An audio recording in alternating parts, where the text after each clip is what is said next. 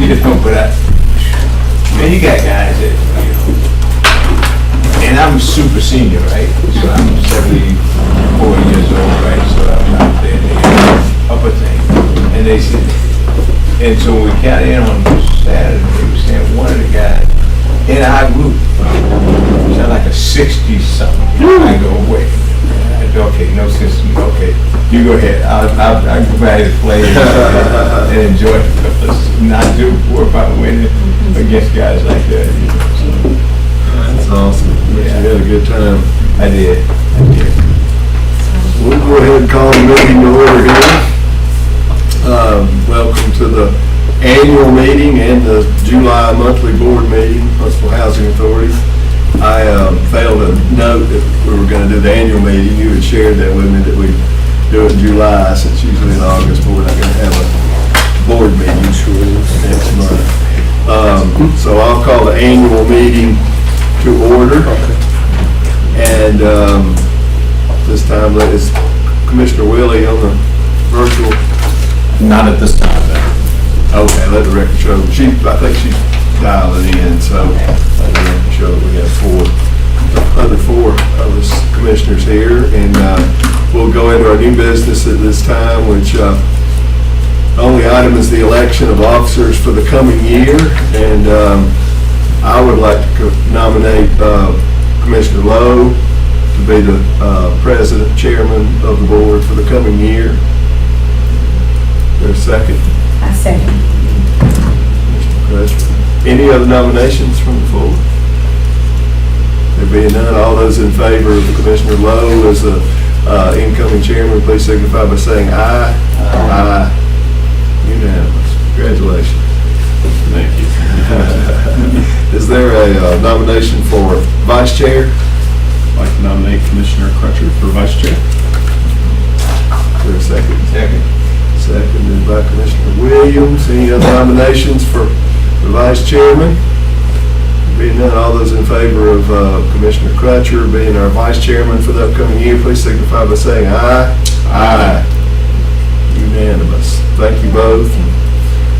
Looking forward to a great year. We got a lot of stuff going on for sure. More than we ever have in my 25 years here. This time I'll gavel the regular meeting into order, and we've already done our roll call, same as for the annual meeting.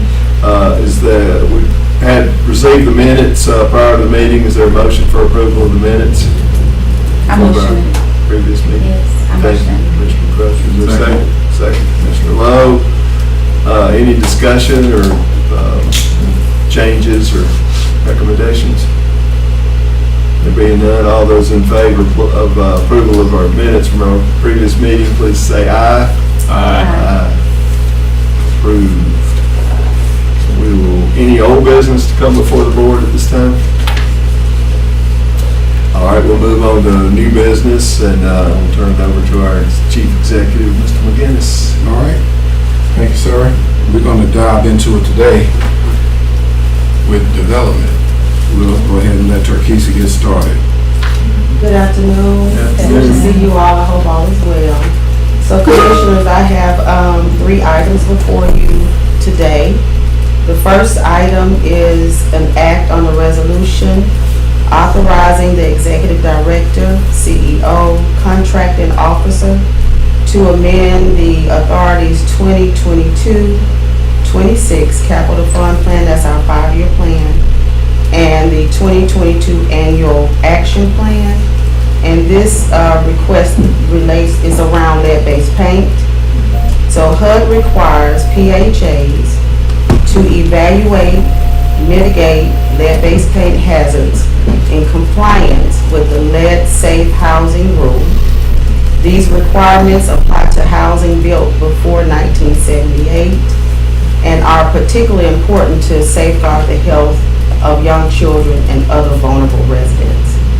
To maintain compliance and improve the overall safety of our housing stock, HHA proposes amending the 5-year plan and the 2022 action plan to designate $450,000 of grant funds for 3 reasons: for lead-based paint risk assessment and inspections, remediation or abatements to identified hazards, and 3, the clearance, testing, and compliance documentations. I'm sorry, there's 4. And the last one is the related project management and administrative costs. The purpose of this action is to seek board approval to amend the 5-year plan, the 1-year action plan, to allocate the lead-based paint testing for those reasons. And these funds will be specifically used for Northwoods, Cersei Homes, Brookside, and Lincoln. The justification for the amendment is in accordance with the HUD regulations. We list both of those regulations there. HHA has defined the reason that we will do an amendment is for the following. If there's any changes in funding, if we're going through a demo disposition, if we're adding homeownership or conversion activities identified from HUD. You do have an attachment that is titled Lead-Based Paint Amendment Summary. And the recommendation here is for the approval of the amendment to the 2022-2026 5-year plan and the 2022 annual action plan. And this includes the compliance with certifications, including required civil rights certifications and submissions to HUD. So your action is followed by a resolution, which is resolution number 2025-16, whereas HUD required PHAs to maintain a 5-year action plan under the Capital Fund program, whereas HUD requires PHAs to identify and control lead-based paint hazards in properties that are 1978 and above, whereas HUD has identified a need to continue to conduct lead-based paint testing where necessary, undertake abatement or remediation, whereas HHA seeks to amend the 2026 5-year plan and the 22 action plan in the amount of $450,000 for lead-based paint testing, risk assessment, remediation activities, and associated administrative or project management expenses. And again, whereas these funds are specifically for Northwoods, Cersei Homes, Brookside, Lincoln, now therefore be it resolved by the Board of Commissions of HHA to approve the amendment for the 5-year plan and the annual plan. This will be authorizing the executive director, CEO, contracting officer to submit the amended plan to HUD and take all necessary steps to implement the lead-based paint testing, remediation, and compliance with HUD regulations. And again, you have a summary of what those funds will be, could be used for, and it's listed on that back page. And it also speaks to the the developments that they can be used for. So is this a special appropriation or is it included in our general capital fund? So these were funds that the agency submitted grants for and received grant funds. So it's a little bit outside of your Normal. right. But in order to use those, we have to amend the 5-year plan in order to add those into the capital fund process. So that's the triggering mechanism, is that we won these grants, and in order to use these grants, they have to be reflected in our 5-year plan. So we're That's just correct. modifying the 5-year plan so that we can spend it. That's correct. During So the, what's in the 5-year plan now, and if I had to, so when I think of amending, that means that, Sure. So there's most definitely lead-based activities that's already in the span of the 5-year plan. So we're amending that to add more funding to it. oh, okay, okay, so, I saw where you mentioned the resident council meeting follow-up, Mhm. comment, open window. Was there anything that came forward that shocked you in a way or that No. was impressive? We didn't get any comments from Okay. those meetings. Awesome.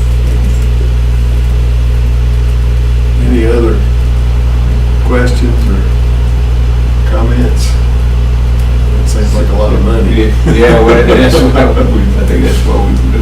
So if you do nothing, then what's the, I mean, we at risk, I know it's a requirement to do your lead-based, and all that. So if we decide that we're gonna do nothing to the plan, that means it just stays as is, which. So you mean in terms of doing nothing with this particular pot of money? Yeah. We lose those funds. We do lose those funds. Use it or yes. lose it. Seems to be a regular cut. Okay, well, thank you. You're welcome. Anything else? Motion to approve. Motion from Commissioner Lowe, or second? Second. Commissioner Williams, seconded. Anything else on this? Not, then all those in favor of the resolution, please say aye. Aye. Thank you. Okay. The second item is similar to your first item, which was the lead-based paint was your first. The second one is radon.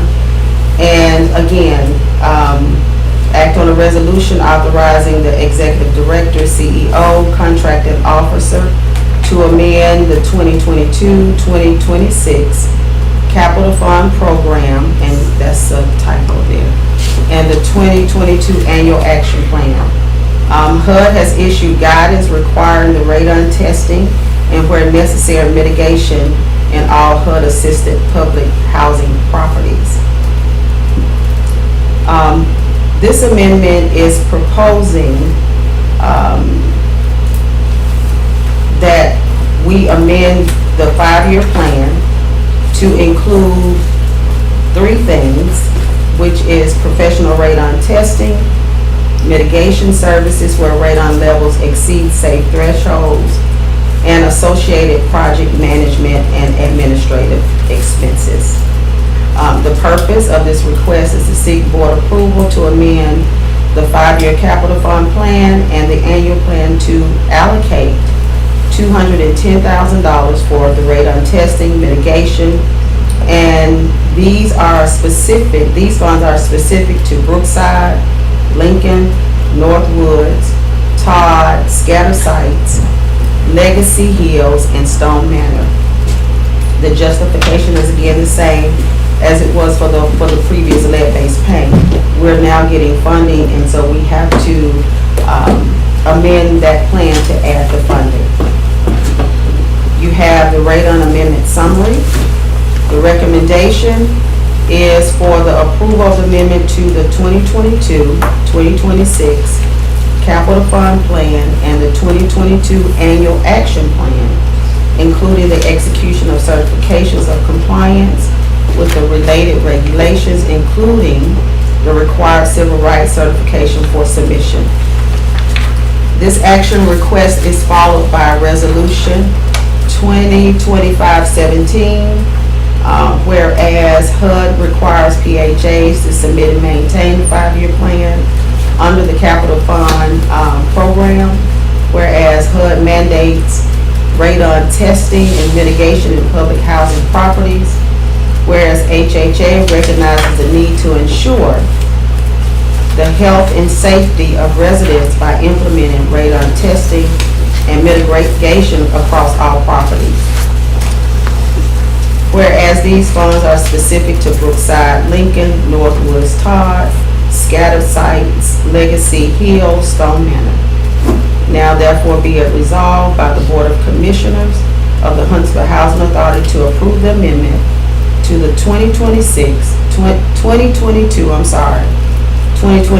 5-year plan and the 2022 annual plan, authorizing the executive director, CEO, contracting officer to submit the amended plan to HUD and to take all necessary steps to implement the radon testing in compliance with HUD regulations.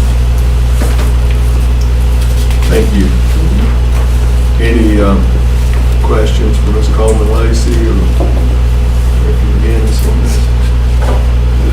The locations is interesting. How did we decide that those were the locations that needed it versus the other ones? So at some point, the authority did testing for all developments with radon and lead. And so from those testings, there was a report created, of course, and it was determined what areas needed additional monies and how much, if that makes sense.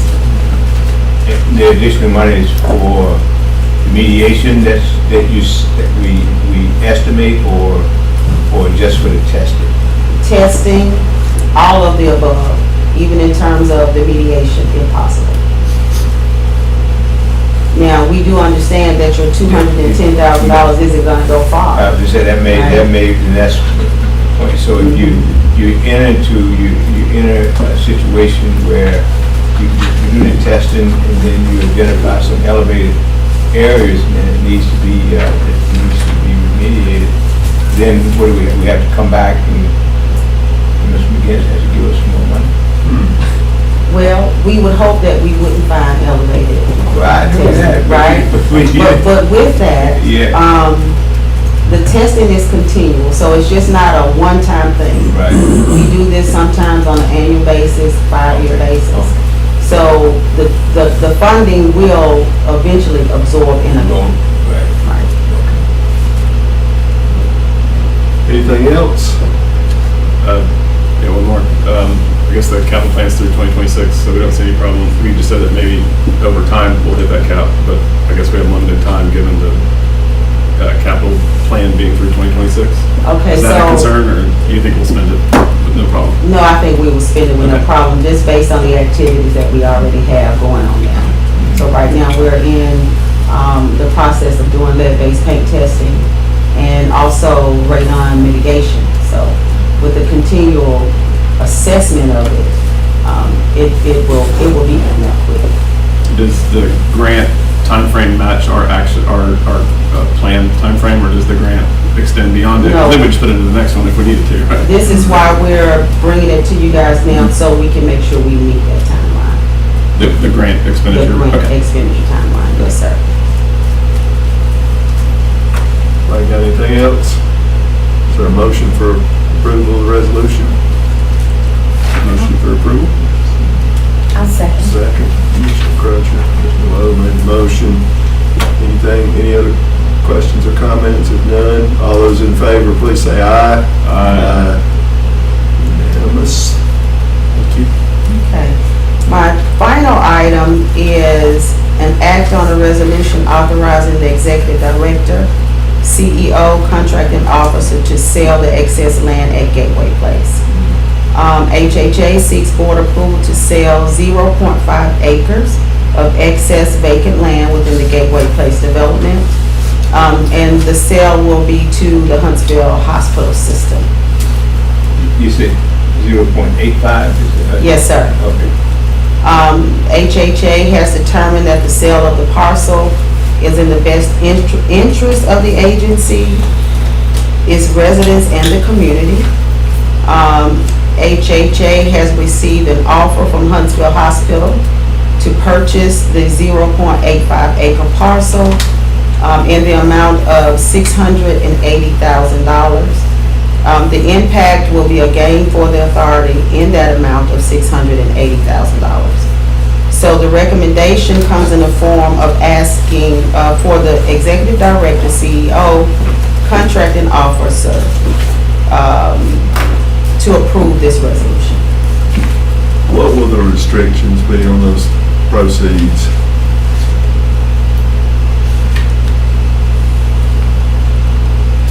I mean, a lot of times, if it's existing inhabited property that has to be used for housing. I just didn't know with this being vacant for so long. Sure, I'm going to defer to Tony if I can about the restrictions. Yeah, we actually asked the Special Application Center to put that into our business activity fund and our nonprofit. So we'll be able to be a little versatile when it comes to that money. It won't be as restrictive as some money in the past.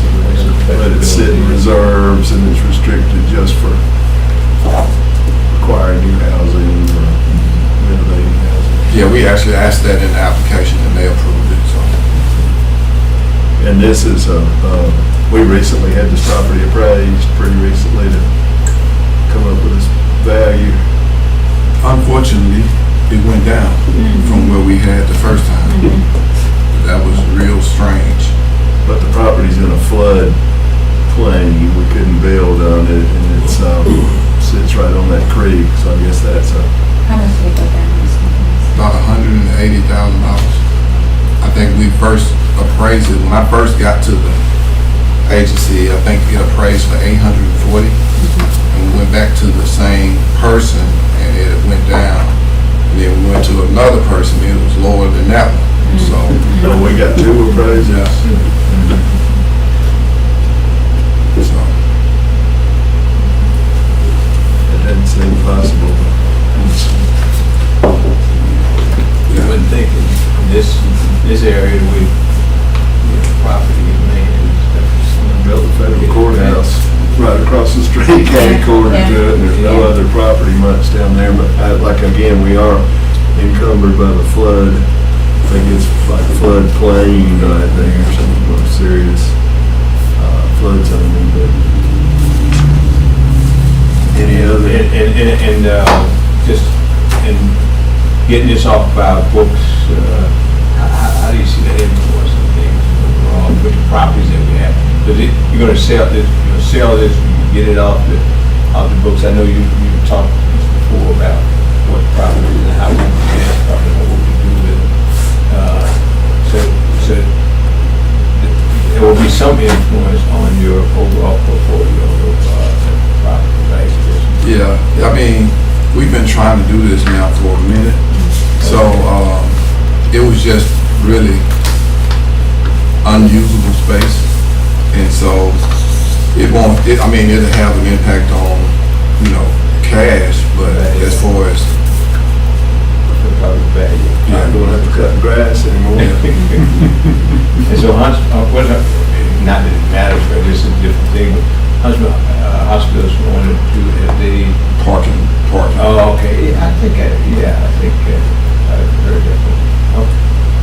I will say this too, in the past, when there's a public transfer from a public agency to another, it's usually looked more favorably upon by HUD, and then it's just my opinion, we're not cutting them any kind of special deal or anything, so you get independent appraisals and verify the value, but the hospital is such a great strategic partner for us. They're coming into the Choice neighborhood and building workforce housing that really helped supercharge our grant application, and they're putting a state-of-the-art healthcare clinic. But over and above that, to me, they're the largest employer in this geographic area, and I know many residents in the past that have gained entry-level jobs and gotten training and moved up. One that started off as a working patient care that's now a registered nurse, and went through all their programs, and several that have really been successful. So having them there, and I know you've been working with them on some workforce development, offering opportunities to our residents, so got to feel good about them as a partner, community partner. And unfortunately, I know the hospital doesn't want to promote this as a plus, but many of our residents use the ER as primary care. Right. And so disproportionately so. Absolutely. And so I think there's an opportunity there to just acknowledge that. Thank you. Yeah. Any other questions or comments? A motion? Did you have something? Well, I don't know if you read the resolution. Oh, the resolution. I don't know if Yeah, I felt like that would be a hot ticket item, right? I'm sorry.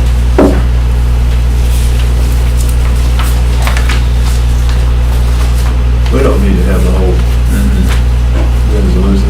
Okay, so maybe just the announcement of the resolution number, first stands and last. Okay.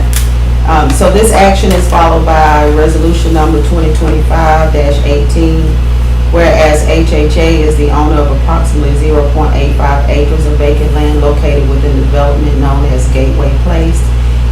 Now therefore be it resolved by the Board of Commissioners of the Huntsville Housing Authority that the Executive Director is hereby authorized to proceed with the sale of the 0.85 acre parcel of vacant land located at Gateway Place to the Huntsville Hospital System for the agreed upon amount of $680,000.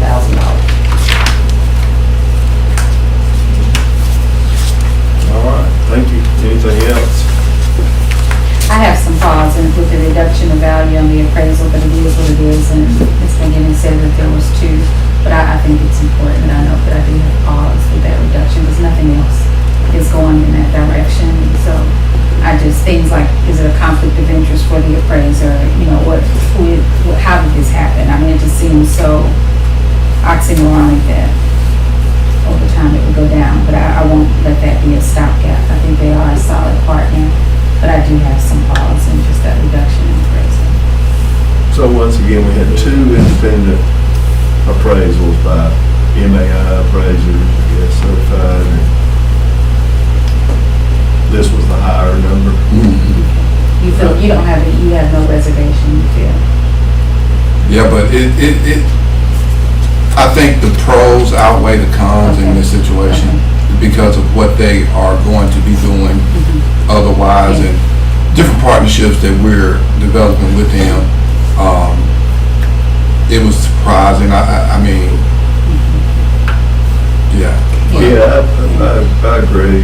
Everything's been said, but, you know, I would encourage you and the hospital leadership to actually have a MOU, if you don't already, but with this workforce development and then actively recruiting our residents to, there are a lot of entry-level positions and all different levels of opportunity down there, so. When we talk about what they've been able to leverage, I think this could help to infuse a conversation about our leverage in that investment. Just make sure they know what they got. I think that can be some soft leverage and nothing else. I mean, it may not have any actual value, but I think it has some emotional value. I agree. Thank you for pointing out the healthcare service that they provide for our residents. All right, there being nothing else, all those in favor of the resolution 2025-18 approval, please signify by saying aye. Aye. Unanimously approved. We still don't have Commissioner Willie. She has not signed yet. We're just going to try to call in. All right. Thank you, Ms. Coleman Lacey, Deputy Director. Thank you for presenting the development items. Next up for Good afternoon. finance. Presentation of the cumulative low-income housing finance report for the period ending May 31st, 2025. Starting with item number 1, the HUD Operating Grant and Management Funds for Capital Fund 2024. The CFP amount is $1,389,036, and the management fees are $555,614. Were allocated in the ELOC system on May 29th, and we drew these funds on June 25th. You will see that drawdown reflected in the June financials that I will bring you next month. The interest income, the Wells Fargo General Fund and COCC cash balances have increased, and we're not earning the estimated anticipated interest at this time that we thought we were going to use at budget presentation. Also moving forward with other income, the favorable other income variance is due to the receipt of Stone Ridge Villas development fee earned in the amount of $240,031 and prior year insurance settlement of $9,824. Moving further down the page in total administration, overall the actual expenses for these line items are lower than the budgeted costs. The favorable variance is offset by travel expenses and audit fees and management fees. The total administrative expenses are expected to be in line with budget. Moving further down the page to total tenant services, the Ross Grant and FSS staff personnel have been allocated to their respective grants through April 2025. The allocation of FSS salary and benefits to public housing is estimated to begin in June because those Ross Grants salary lines will be expended The line item should be in line with budget. The overall favorable variance is offset by relocation expenses that were not anticipated during budget preparation. Moving forward to page 2 of the financials, to total utilities, electric and gas, both of these items are unfavorable, higher than the anticipated budget. The future budget revision will reflect an update in cost. Moving further down to page to casualty loss. The casualty loss budget was for $25,000 for 1 unit. The insurance claim has been settled. The insurance company issued an additional check to the agency for $13,164.19. These insurance expenses will be offset of the $38,164.19, and this will be in line item with budget, with being a $25,000 loss. Moving forward to the capital asset addition, the Johnson Tower elevator repair is currently under construction. I believe that has been completed, and we have paid for that in full. We'll see that forthcoming. That's been ongoing longer than the Huntsville Since- Hospital sale of the property down there. Since March of 2022 is when we started, right when COVID hit. And so the capital fund 2024 operation funds we received in June will offset the expense incurred. So I just did a summation that I usually don't do, but just overall, I know that there is a decrease of $1 million in our line item here. And it's explained by the delay of being able to order the CFP funds and the management funds. But you will see a retro effect of that will allocate 6 months of the funds we have received. And that will lower, not get rid of, but lower that year-to-date loss. And you'll see that in your financials in June. And that's all I have for today.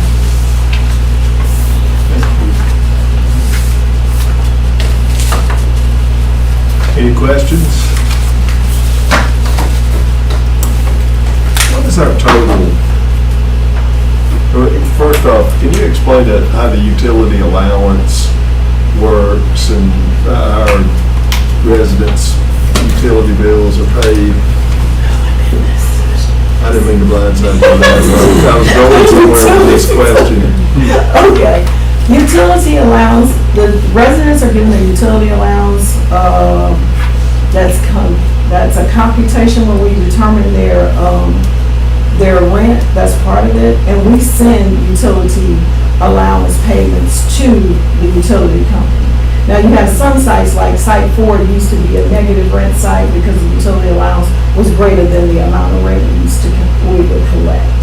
But that's part of the calculation when you get to rent. So that's how that works. But we pay water and sewer for all of our sites. So that is paid by us. We pay that in general. So I think I answered that correctly. Yeah. And then, of course, we pay the utilities on all of this building Yes. and all of our offices and buildings. So we're a large customer of Huntsville Utilities, to say the least, with all of our residents and what we pay. Because I'm asking, because we had a meeting with the CEO and the CFO at Huntsville Utilities the other day. They were great. They very much appreciated the Housing Authority as a customer. They also found a grant. It was $5,000 to help offset some costs we've had hooking up a building down here to house the youth and Cersei for the Boy Scouts and Boys and Girls Club. So I was just trying to kind of get my arms around don't need to know exact number. I mean, but total utilities that we pay, including for our residents, it's a big number. Yes, sir. Yes, sir, it is. And it's How part much? of you. It's right here, but it's also part of, we get a reimbursement for that. Or that's considered when we compute subsidy. We also submit a rolling 5-year base to HUD that is required when we're completing subsidy. So and we're going to see an increase as we install the radon mitigation fan units. We're going to see an increase in our utilities. So, and we did at Northwoods, they have to hook up, of course, additional lines, and we received a bill of $60 for every radon unit that they were able to hook at Northwoods. And going forward, as we continue to do the radon mitigation, we're going to see an increase in those utility costs. So, That was kind of the same spirit of leverage you talked about with the hospital. I think the utilities company, then Tony and Wes Kelly, their CEO, had a conversation about them having more money available for one of these special projects. Was it weatherization or? AC units, those AC from, it was a grant through, what's the big company, power company? TVA. Yeah, but it was a grant through TVA that gave money to the local now. You said they have potential to do some more. So anyway, good stuff to have partners in the community. We got a notice today from Huntsville Utilities that they're changing the way that they bill us, and they're setting up a new program for that. So I may need to reach out to you because we do, our utility bills, we do. It takes our AP person at least a day and a half to key those bills in, and they're also only accepting ACH payment now, and we usually pay by check. So I would like to be able to speak to someone higher up in customer service to see how we can make that transition smooth for us into their new system. So I will need assistance with that. Happy to help where I can. It's, part of my position is helping Huntsville Utilities with their big enterprise, it's a big software transition, Yes. so it's for everybody.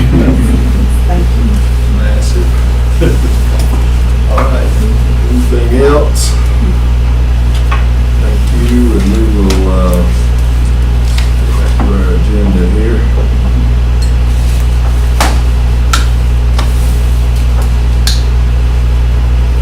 Got Executive Director, CEO comments next.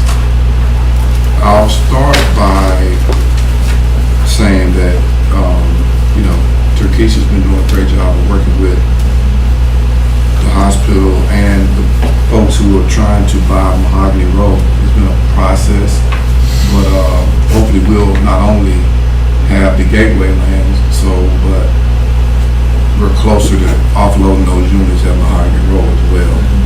At one point in time, those were very nice units, but flood mitigation and things of that nature caused us to go in and do a deeper dive, and we found out it was going to cost a lot more money than we anticipated. So hopefully we'll have those out of our hair as well.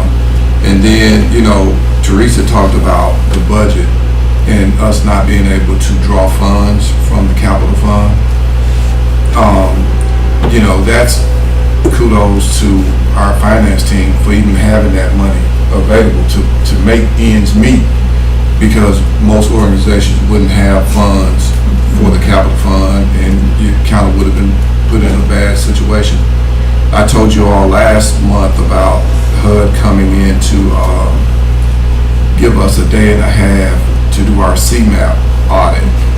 Well, we got that done in a day and a half, usually 30 days, 45 days. We got notice the other day that we got 97 on that for Section 8. So just, want to recognize the staff for, just going and doing what they need to do to keep the organization running as smooth as it needs to run. A lot of times, we don't get to see the backside of the organization, but they do a great job of doing that. I want to encourage the board. We're trying to send more and more information through our Huntsville Housing Authority emails, because, it's really a safety net for you all, because if we're ever in a situation, they want to look at all your personal emails and everything like that. So we've been encouraging, and, we kind of got that through some training that I went to, that as much as possible check those Housing Authority emails. Just want to remind you of the annual meeting that'll take place on August the 18th. We're going to be celebrating and recognizing all of our partners, those folks who just can do the things that we typically can't do as an organization, those supportive services. We want to get everybody in the room, and this will be an opportunity for us to just recognize partnerships and how important those are. So that's going to be one of the staples of that event, is to recognize those folks who've done a great job of partnering with us. I'm also in the process of having a conversation with the RAD expert to look at what we can do to put all of our units under RAD, even if we don't make any moves. Just having the whole portfolio under that program is going to help us. And RAD is just kind of going from a Section 9 program to a Section 8 program, from a public housing program to a Section 8 program, where we'll be able to get higher rents based on the units and where they are. Even if we don't do anything, it would be good to have that process started. So a friend of the organization, Drew Robinson, is working with me to partner with somebody else to do that. And so hopefully we can get that done pretty quickly. Then I want to talk about the Huntsville Greenway. I know you probably heard conversations about the Greenway. They're trying to implement a Greenway around Huntsville that's similar to the Atlanta Beltway. And so we've had conversations with the city about what that looks like for us. As it stands right now, even if we don't make any moves, the Greenway will still move forward. But it's also an opportunity for us to look at maybe potentially redeveloping some of our neighborhoods, specifically Searcy and Lincoln. And so if we chose not to do anything, the Greenway would still happen. But again, I've been meeting with the city and Dennis and different people on what that looks like and how we can leverage what they're trying to do with what we need as far as new inventory. And one of the things that I'll be doing here is working with some of the folks that I've been working with, Drew and Dale, to kind of come up with our own portfolio analysis, comparing it to what the city may be coming up with. Because one of the things I want to make sure is that our residents still have a place. You know, we don't want to do anything that will limit the amount of stock that we have. But if we can increase the amount of units that we put on the ground, that would be powerful. But not only that, it'll give us new units. We all know that Johnson Towers has been a nightmare, but you know, we also have Todd that's still a major 7-story building that we need to reposition as well. So we'll be talking about that. Nothing in stone right now at all, but because of some of these conversations that have been coming up, it just kind of gives us an opportunity to have a real conversation about redevelopment. The other project is the Huntsville, I guess they call it TOD, transportation, that will impact Northwoods. And so we have meetings with the individuals coming in tomorrow with some of our residents. Once again, just potential conversations about what could happen if redevelopment. It's a bus system that they're going to have that's going to be enhanced or improved for the city, and have a bus system that goes all the way out toward Limestone County, right there on the edge of Huntsville. It's supposed to increase transportation routes for the residents, but one of those major areas is going to be going through Northwood because it's going to impact the university in a major way. Building like a terminal on the frontage, because we have that gap Yeah, space there. somewhere right there where residents can just walk to and get on the transition. So again, that put us in conversation of having, you know, redevelopment conversations if that's something that we see as feasible. And then just to kind of give you an update on curfew, hadn't had a lot of negative feedback. The residents seem to appreciate it. Some do, some don't. But for the most part, it's given us an opportunity to calm the neighborhoods down, especially during the summertime. And as far as I've heard, it's been pretty good. And then I've talked to the field office about Johnson Towers, and right now they feel like we've stabilized the conversations that were being had, the news people coming out talking to residents about the hot water. We got that situation fixed and it's been stabilized, but we cannot get that building up fast enough in Mill Creek. It's just one of those things. Johnson Towers is old, built in '64, so it's like many other properties, outlived its useful life. And so the good thing is we should be able to start seeing some kind of action within a couple of months, whether that means land, Groundbreaking. something, just where the residents can see tractors out in the neighborhood, utilities or whatever that looks like, we'll be able to do that. And so, I know that there were some drawings for that building, but have you seen the final renderings for what that's gonna? I would love to. yeah, they're really, it's gonna be nice. I would love to. Yeah, it's gonna be really nice. Do we have an opportunity, Tony? Yeah. I think I can send them. If I got them, I'll make sure at the next meeting if they have the final. I know we had, there was some funding that, we had to go back to the table for brick, how the brick would go up. But, once we get the final ones, I can share them. Yeah. So exciting. It is, it really is. I mean, and again, all of the conversations that are being had right now gives us an opportunity to capitalize on Mill Creek, but also look at some of these other neighborhoods. And so in 8 to 10 years, you might not just have a new Mill Creek, you might have new opportunities and new neighborhoods in other parts of the city, which would be great. And, leveraging Spartan Homes as a vacant site is going to be beneficial. And I'm excited about that, to get an opportunity to possibly look at redeveloping Spartan Homes would be great. And that's it. Any updates on Sparkman Homes? Is there No, any movement around? no, we just kind of holding that as a placeholder right now for any activity that might need to happen. Because if we move forward, there's going to need to be vacant land, and that's one of the areas that we could potentially do something with. Do you know of any progress on the Holmes Avenue corridor with the bike lanes and street improvements? No. I don't know.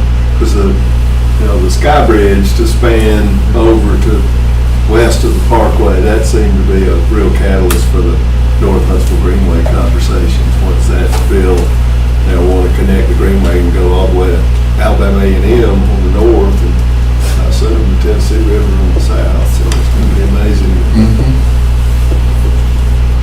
Yeah, thank you. And, last but not least, definitely not least, we've been doing basketball Tuesdays and Thursday nights with about 30 kids from the neighborhood. It's been great to do that with them, and hopefully we can keep that moving, keep that going.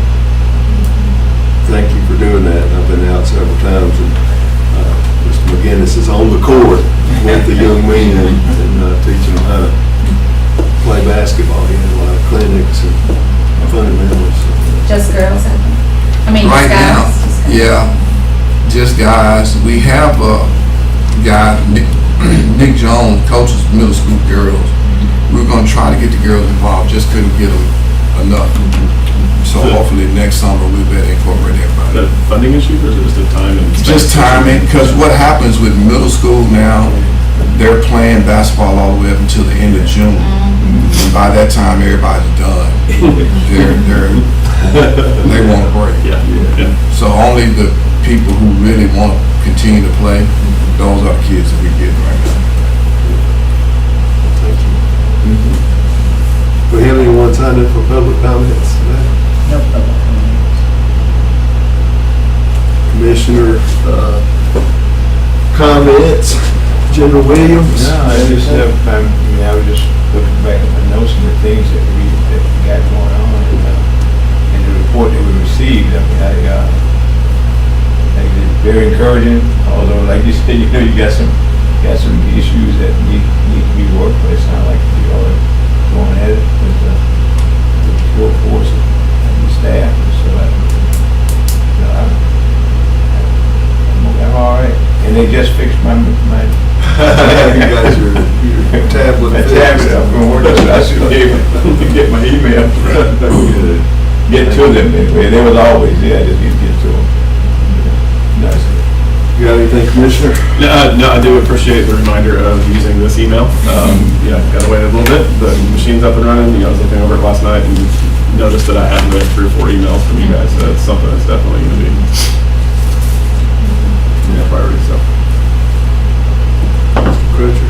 Yeah, I have an opportunity to do the same. Jacqueline, I'd love to sit with you. I know we keep saying we're going to touch it and just make sure that I can pull it through. But I just don't want to be remiss. I know we'll have formal opportunities to acknowledge your leadership and history with the organization, but in light of the fact that we've had the formal elections this morning, just want to acknowledge what a stellar leader you've been in not just making sure internally that we're apprised of what's going on in the organizational integrity that you bring.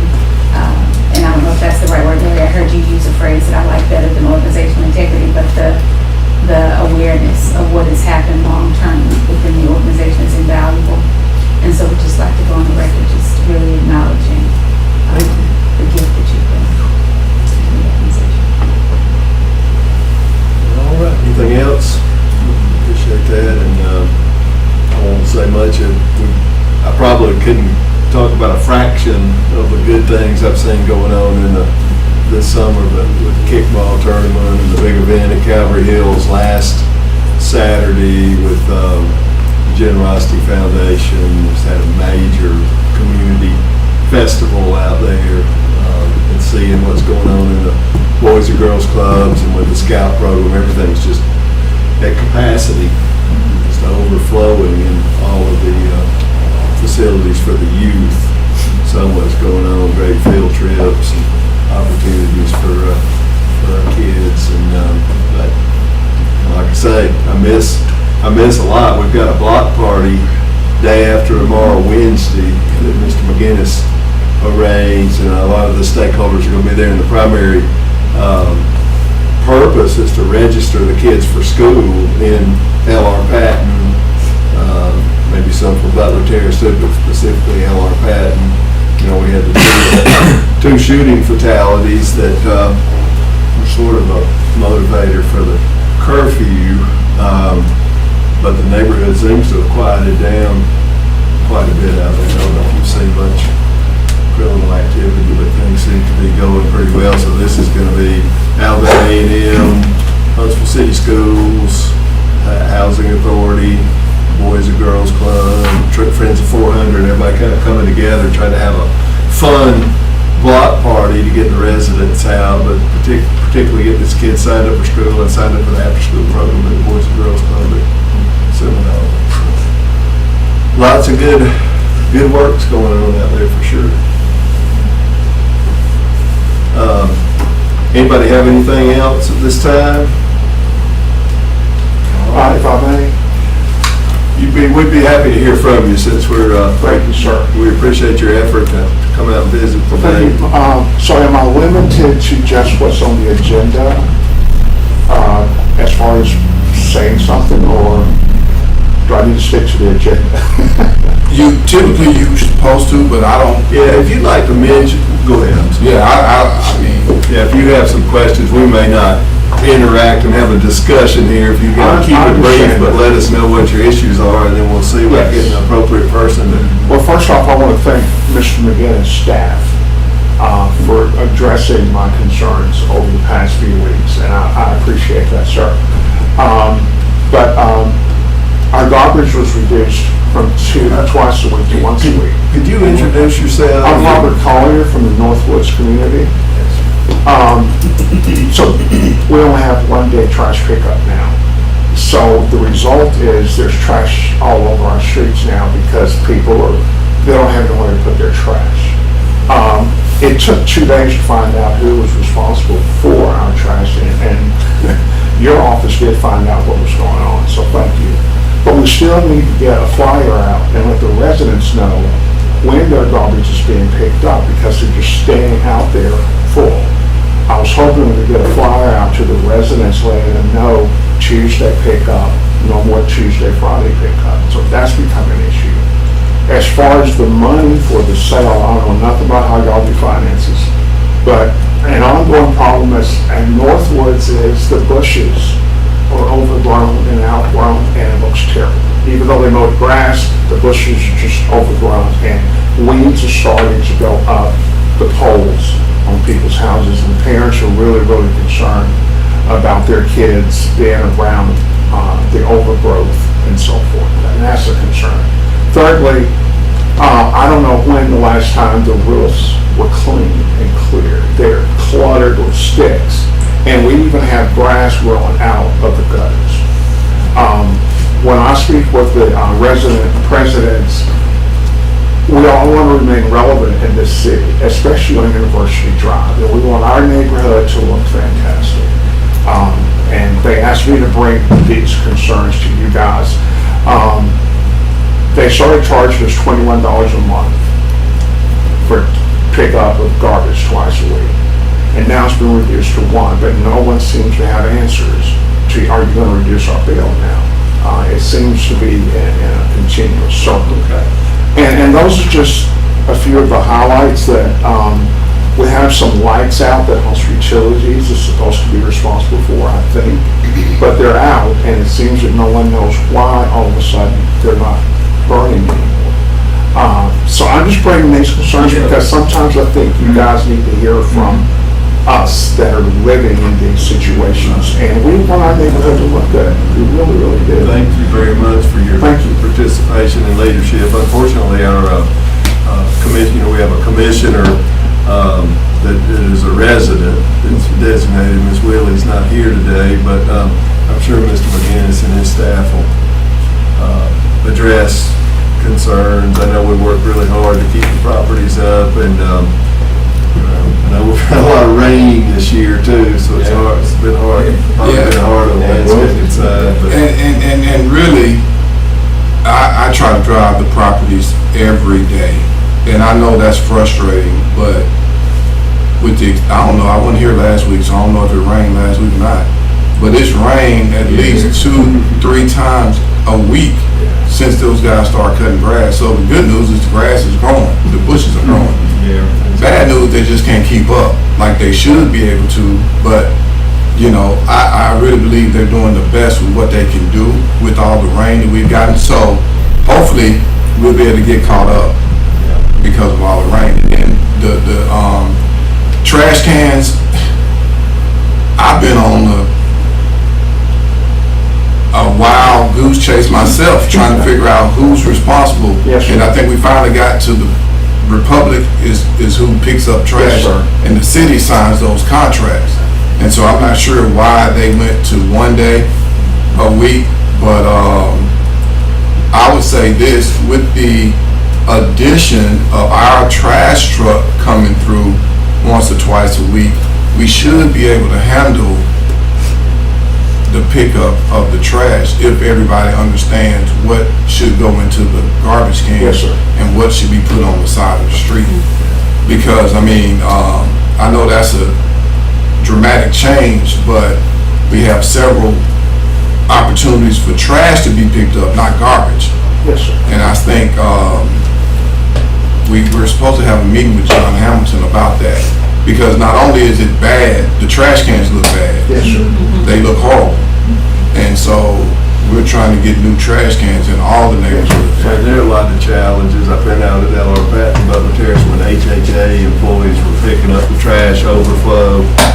We've addressed with the police department and the mayor's office about the transient traffic going through there and all of the litter and so forth. But I think overall we're doing a good job. But thank you again for your input. We really appreciate it.